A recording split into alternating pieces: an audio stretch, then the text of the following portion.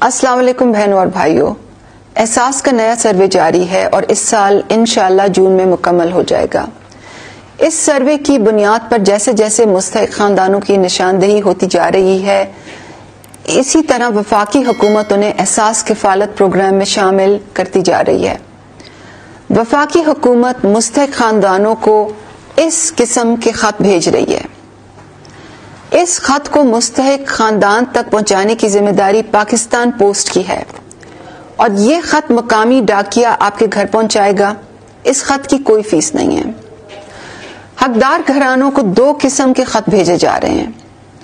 اگر آپ کے گھرانے کی خواتین کے شناختی کارڈ نمبر ہمارے پاس ہیں تو مستحق گھرانوں کو خط میں یہ لکھا گیا ہے کہ وہ احساس کفالت کی رقم وصول کر لیں، اور کیونکہ 6 مہینے کے اکٹھے پیسے دیے جا رہے ہیں اس لیے آپ نے 12,000 روپے وصول کرنے ہیں۔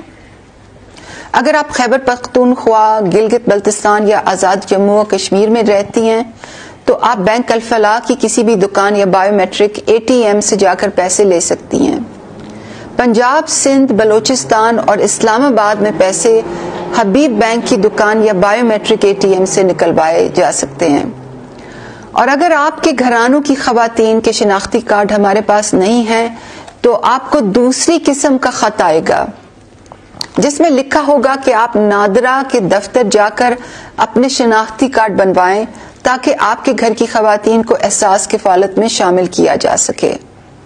میں چاہوں گی کہ میرا یہ پیغام جو بھی دیکھے اس کو پھیلائے، اپنے واٹس ایپ گروپس میں، اپنے فیس بک پیجز پہ شیئر کریں۔